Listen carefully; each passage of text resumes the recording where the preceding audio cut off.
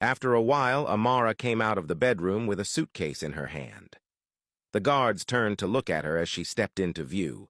She paused, then looked back over her shoulder, her voice raised as she shouted that she was leaving and that she hoped he would not regret his decision. With that, she walked out.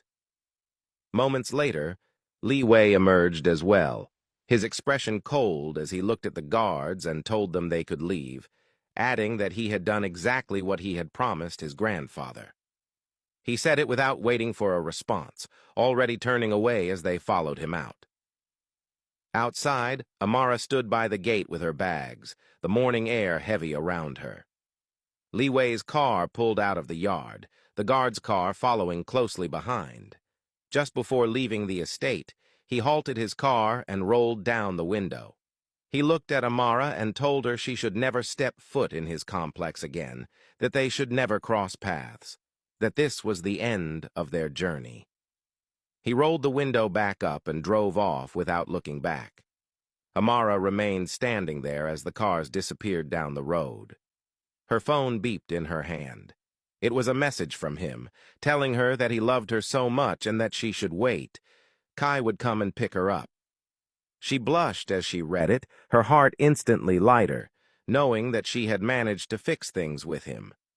They were on the same page again, even though it was going to be hard to pretend they were no longer together, even though they were clearly still in love with each other and crazy for each other.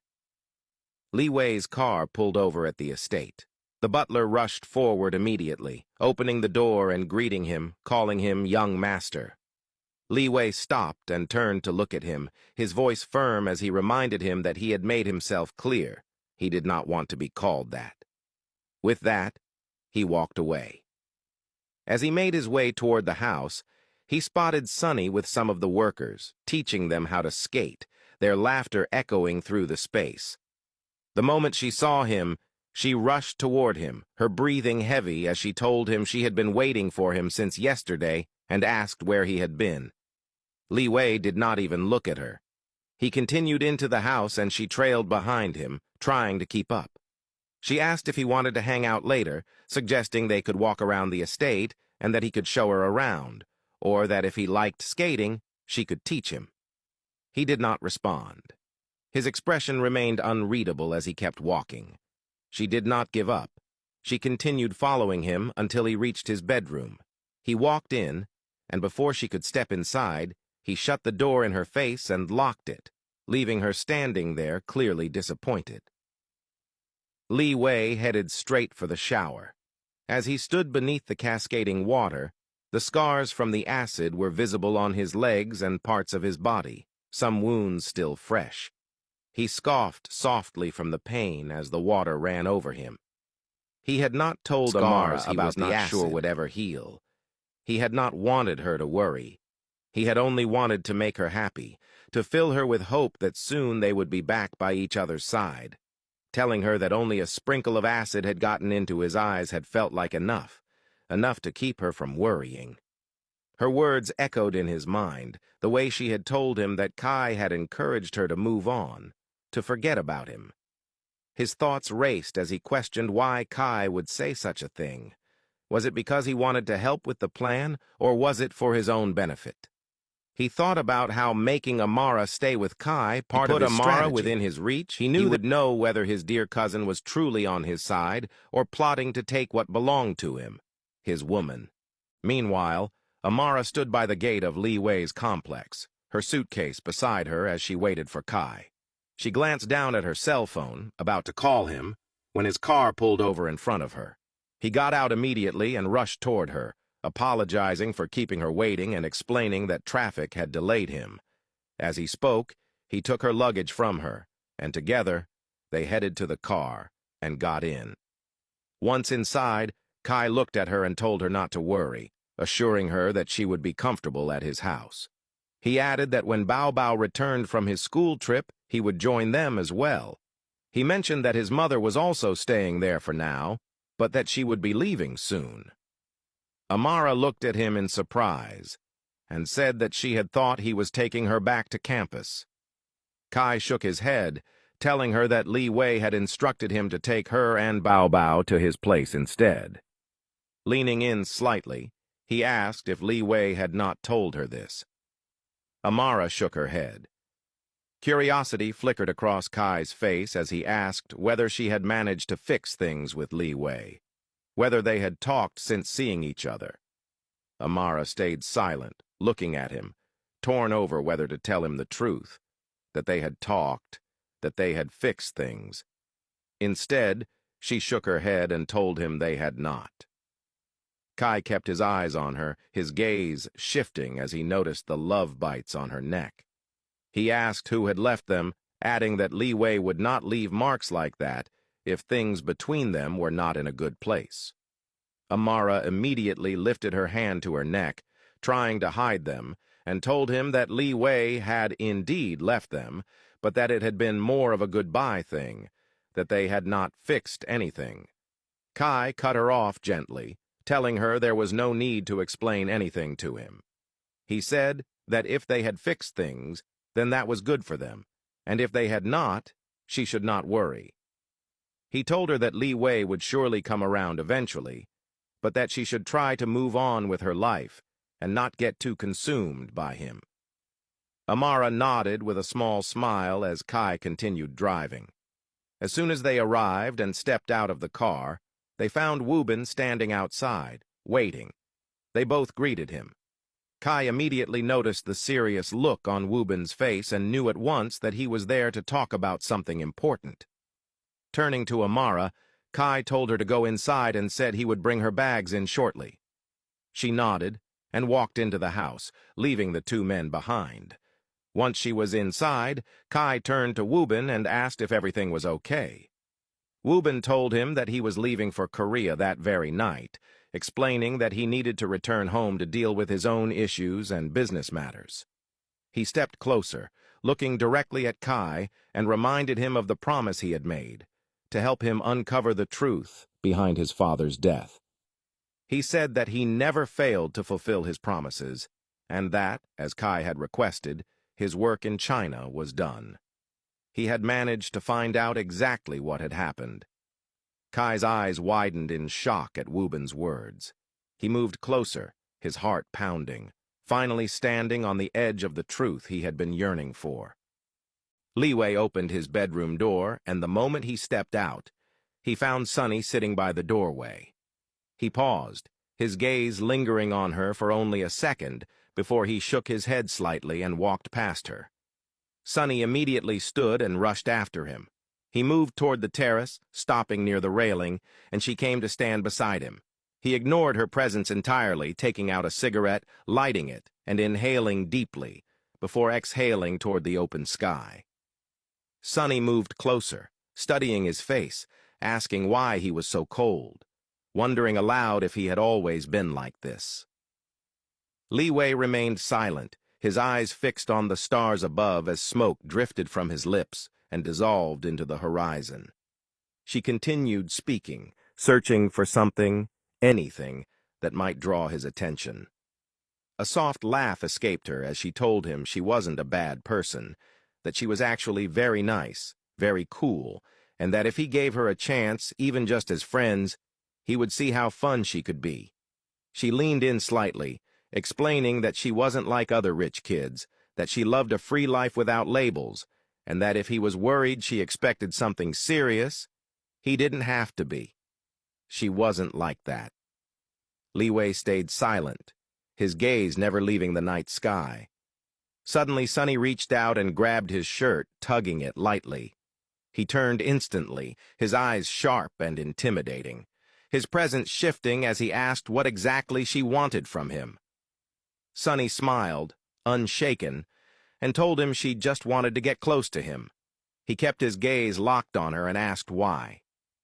She hesitated, looking down briefly before lifting her eyes again, admitting that she liked him, that he made her feel different, that she had never felt this way with anyone before, and that this was the first time she had ever experienced such feelings. Liwei let out a quiet laugh, turning his face away as he took another drag of his cigarette. Sunny stood in front of him, insisting that she wasn't joking, that she wasn't lying. He looked down at her and asked if she knew how many women had chased after him the same way she was now, and what had happened to them. She shook her head. He told her they had all given up, that they had all tried tricks and words just like hers, and none of it had worked. Leaning in slightly, he warned her that she was wasting her energy, that instead of spending it on him, she should find someone else who was willing to entertain her. He turned to walk away. Sonny called after him, telling him she wasn't a bad person, that he could ask her father what kind of person she was. At the mention of her father, Liwei paused. He didn't turn back, but something stirred in his mind. Her father's connection to his grandfather surfaced instantly. The ease with which Sonny moved through the estate, the unspoken privilege, the quiet influence meant his grandfather and her father were really close.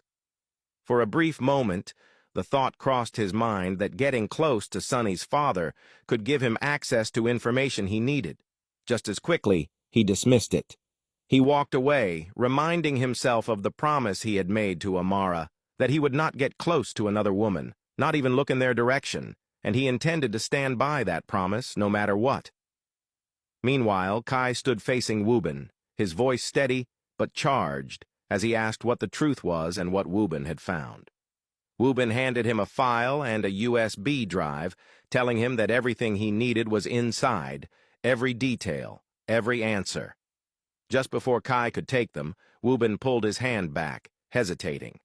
He looked at Kai seriously and told him that what was in those documents could destroy some of the most important relationships in his life. He asked if Kai was willing to take that risk. He added that if Kai wasn't, he could take the documents back, destroy them, and they could forget everything, allowing Kai to live the life he had always wanted. Kai met his gaze and told him he had already come too far to turn back now. Whatever the truth was, he would face it and decide for himself how to handle it. Wubin asked again if he was sure. Kai nodded. Still watching him carefully, Wubin told him to open the file only when he truly felt ready to face the truth. Kai agreed, and Wubin finally handed him the documents. He told him he was leaving. Kai stepped forward, hugging him tightly, calling him big brother and telling him he would be forever grateful. Wubin smiled, telling him to take care of himself. He turned to leave, then stopped, turning back once more.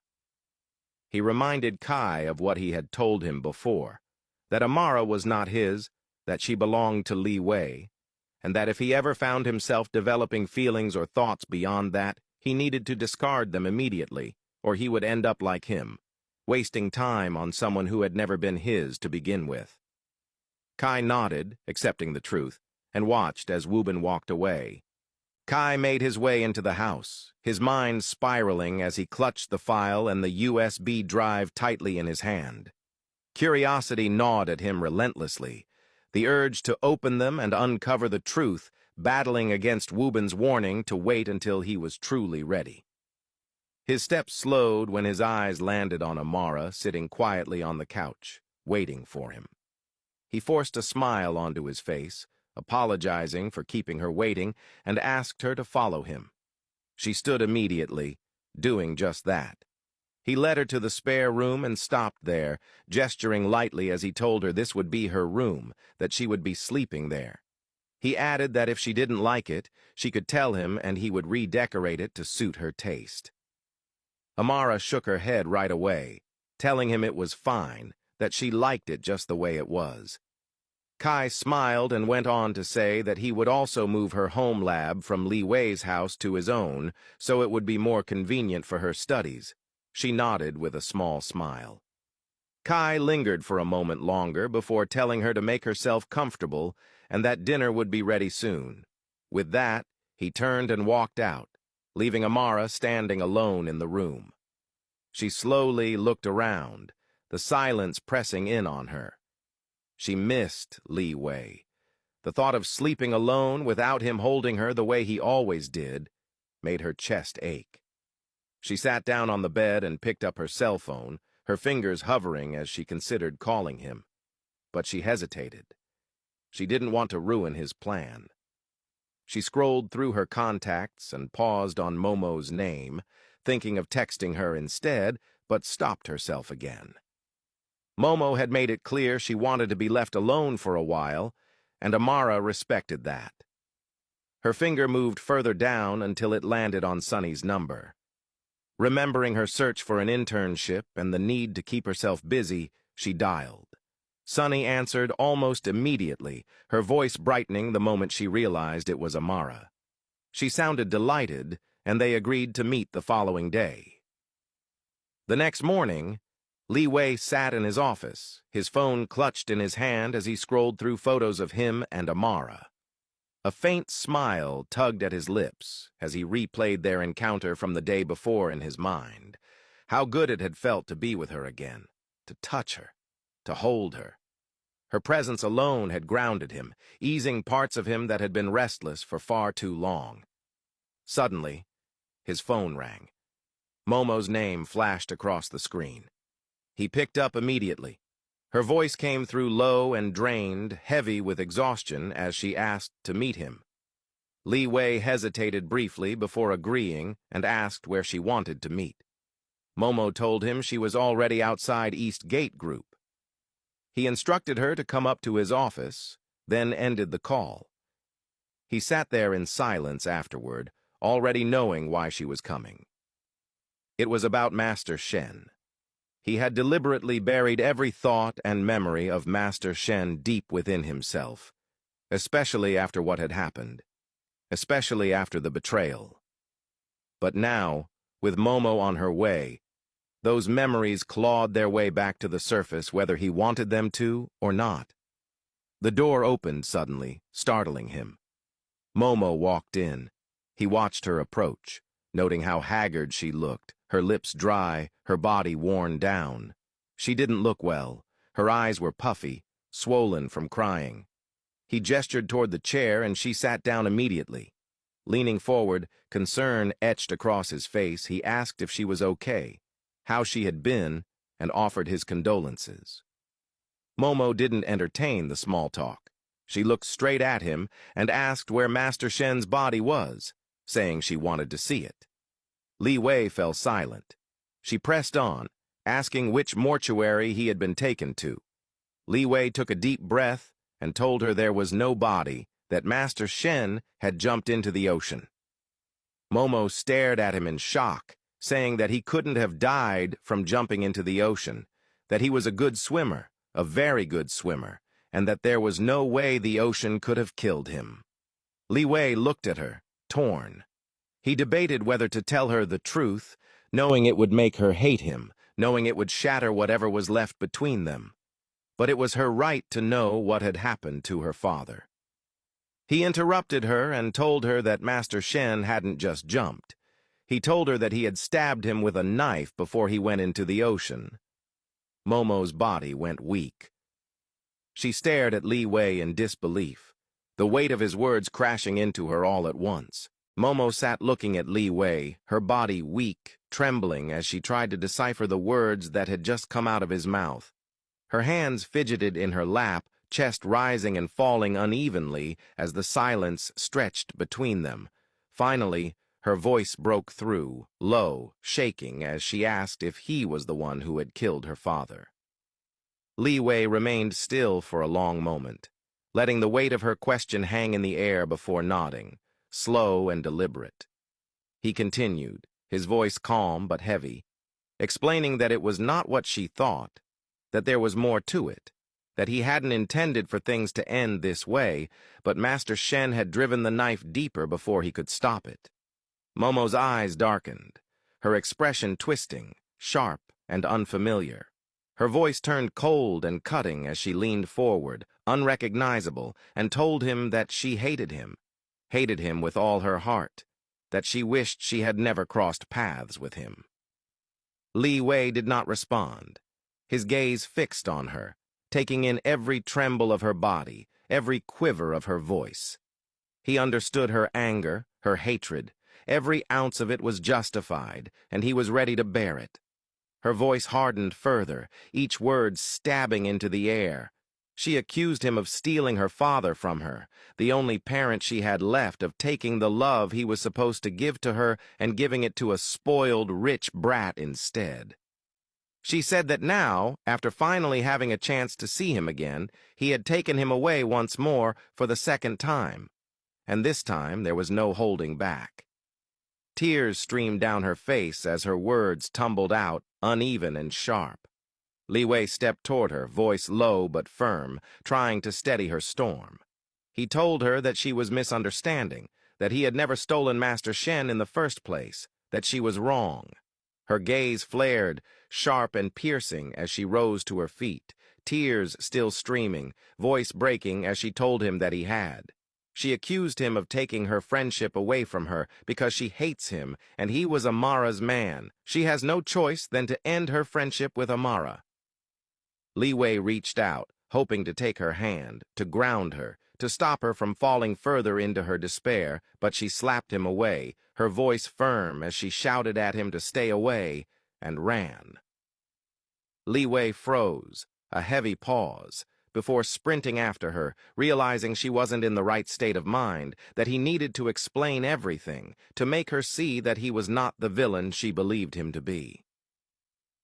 He ran through the corridors, employees stopping in their tracks, murmuring, eyes wide as they watched their president in motion like a man possessed. He burst out of the building, panting, scanning the area for Momo, but she was gone. His face tightened, worry etching deep lines as he pulled out his phone and dialed Ming's number. Ming answered immediately. Liwei's voice was urgent, rough around the edges, telling him that Momo was not in her right mind, that he needed help finding her before she did something irreversible. Ming's voice rose with concern, asking what had happened. Liwei told him it was a long story, that he simply needed to locate her. He ended the call, heart pounding. As he turned to return to the building, he collided with Sunny, who stood there smiling, teasing, telling him not to worry, that she wasn't going to bother him this time, that she had someone even more amazing waiting to meet her, her new best friend. Liwei ignored her completely as if she did not exist, and pushed past her, his thoughts entirely consumed by Momo. Meanwhile, Momo stood alone by the ocean, waves crashing against her feet, tears streaming freely down her face, clutching Master Shen's watch tightly in her hand. Her voice broke as she spoke to the wind and the sea, each word trembling with grief. She told herself she thought she hated him, but now her heart ached, now she mourned him, and she could not stop herself. She whispered, questioning why she had to lose both her parents, why she had to be the only one left behind, and how she would rather join them, to be with them once more. Step by step, she walked into the ocean, letting the water press against her, pulling her deeper, tears mixing with the salt of the sea, leaving her phone abandoned on the sand as Ming called endlessly, messages piling up unanswered. Her body gave way to the waves, letting the ocean envelop her completely, drowning her, while the persistent ringing of her phone echoed on the shore, unanswered, relentless, like the world she had been forced to leave behind. Meanwhile, Amara sat in the cafe, her hands resting lightly on the table, the file containing her CV and all her necessary documents lying beside her glass of orange juice. She glanced at the time, her thoughts flickering to Momo. She opened her contacts, lingering on her friend's number, contemplating whether to call, but she hesitated. She missed her, a hollow ache settling in her chest. Life felt incomplete without Momo, as though a vital part of her world was absent. They had become more than friends, like sisters, and knowing her friend was going through so much, unable to speak to her or offer any support, made Amara's heart tighten. The sound of a chair scraping against the floor startled her. Her eyes lifted immediately, and she saw Sunny already seated across from her, a bright, confident smile lighting her face. Amara quickly tucked her phone away and greeted her politely. Sunny waved off her formality, telling her that she didn't need to be so formal, that they were essentially friends now and could speak casually. Amara nodded, hesitant, taking in Sunny's warmth. Sunny leaned forward slightly, her voice cheerful and insistent, telling Amara to order whatever she wanted, her treat. Amara tried to refuse, but Sunny shook her head, smiling, stating she wouldn't take no for an answer, and Amara finally relented. She handed over the file, explaining that it contained her CV and all necessary documents, expressing her hope of securing the internship. Sunny took it, her smile unwavering, and reassured Amara that as long as she was involved, she would definitely get the internship. Amara studied her curiously, noting Sunny's unwavering confidence. She asked who she really was, wondering what gave her such certainty. Sunny paused, a shadow flickering across her expression, and Amara quickly added that it was fine if she didn't want to answer, that she only wanted to know because Sunny's confidence was so striking.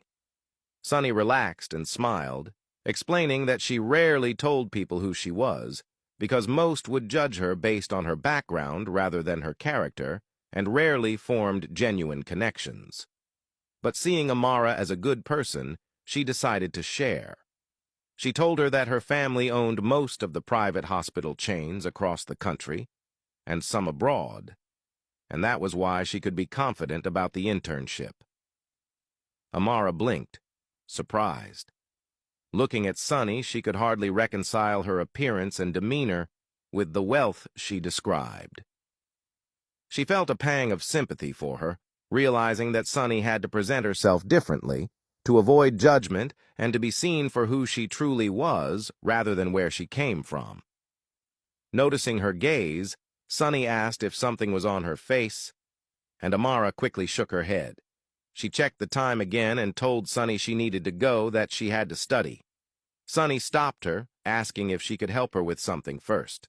Amara agreed readily, curious and willing. Sunny's expression shifted, a faint blush coloring her cheeks as she admitted that she had a crush on someone who made her feel different, delicate, feminine, in a way she had never experienced before. Amara smiled gently, encouraging her, telling her it was a good thing and that she shouldn't be embarrassed. Sunny's expression changed, her voice lowering as she confessed that the guy didn't like her, that he was cold, very cold. His smile rare, his presence dark and intimidating, yet somehow irresistibly pulling her in. Amara chuckled softly, a spark of amusement in her eyes as she realized the description reminded her of Liwei. Sunny reached out and took her hand, her voice tinged with frustration and vulnerability as she asked what she could do to get him to notice her. She had tried everything, she admitted, but nothing worked. Amara laughed lightly, shaking her head with gentle wisdom, telling her that perhaps she was approaching it wrong. Instead of chasing him like everyone else, she needed to understand him, to uncover why he was the way he was, because right now, Sunny was chasing him as any other woman would, drawn to his looks, predictable and easy for him to handle. With that, Amara picked up her cell phone, standing gracefully. She told Sunny that she really had to go, that dinner and study awaited, but they could meet another time when she was free. She walked out, leaving Sunny seated, stunned, her advice settling heavily in her mind. Sunny realized she was right. Understanding Liwei rather than chasing him was the key. She had been blind to that before, but now, sitting there, she felt the shift in her perspective. Meanwhile, Ming had pulled over by the beach, his heart hammering in his chest as he ran through the heavy shifting sand, calling out for Momo. The wind whipped around him, carrying only the sound of crashing waves.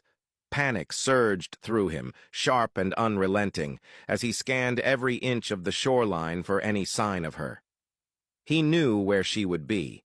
After his conversation with Liwei, the only place she could go was the ocean, the same place where Master Shen had died.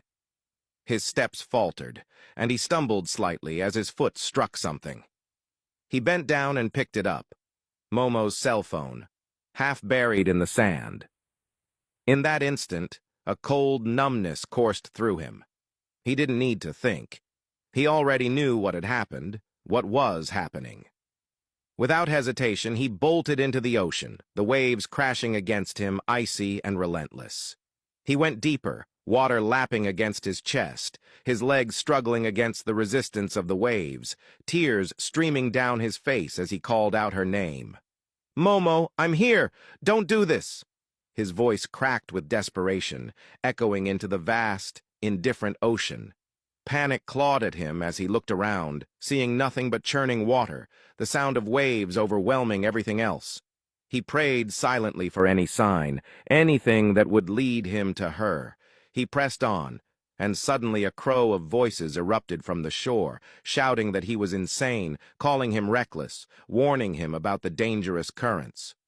The police arrived moments later, shouting for him to get out of the water, but Ming ignored them. He would not leave until he found her. Then he saw it, bubbles, faint and distant, breaking the surface of the water. His chest tightened, and he immediately swam faster, diving deeper beneath the waves. There she was, sinking slowly, her body limp in the water. Without thinking, he grabbed her, holding her tightly as he swam upward. He pressed his lips to hers in a desperate, life-giving kiss, forcing air into her lungs as he whispered, "Hold on. I'm here now. I've got you." The water roared around him as he pushed through the waves, finally breaking the surface with her in his arms. Lifeguards rushed forward, pulling them both safely onto the shore. The crowd that had gathered clapped, awed by his heroism, but Ming barely noticed. All that mattered was that she was alive, trembling but breathing, her wet hair clinging to her face as he held her close. Later that evening, Kai sat in traffic, rain pouring in sheets over the city streets. His hands gripped the steering wheel. He thought about the file and USB drive from Wubin. His mind ran wild, torn between the urge to open them immediately or wait, just as Wubin had instructed. Waiting felt safer, calmer. But the thought of the information destroying important relationships he valued most made his chest tighten with unease. A sudden knock on the passenger window startled him. He looked over and saw a young man holding flowers. Kai shook his head, signaling that he wasn't interested. But then a memory flickered across his mind. Amara had admired white jasmine at dinner the previous night. Without hesitation, he nodded, and the young man handed them over. Kai took the flowers, tucking them carefully onto the passenger seat. He held them for a moment, imagining her smile, hoping she would love them. They were her favorite flowers. His cell phone rang suddenly, jarring him from his thoughts. He answered and heard Liwei's voice on the line. Liwei said his car wouldn't start and requested Kai to pick him up at East Gate Group. Kai hesitated, incredulous. He stated that he was effectively a billionaire. He had drivers at his disposal. Why should he play chauffeur? But Liwei's tone was firm, controlled, and insistent.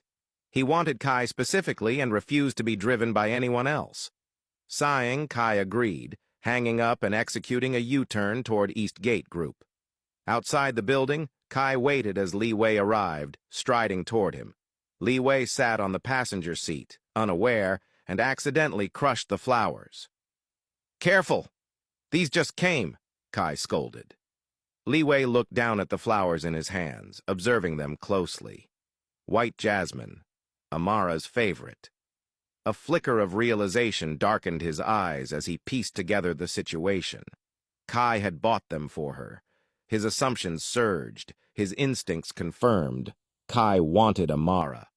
He clenched the flowers tightly, the thorns pricking his skin, sharp reminders of the anger, jealousy, and fear coiling in his chest. Thoughts raced, each one darker and more urgent than the last.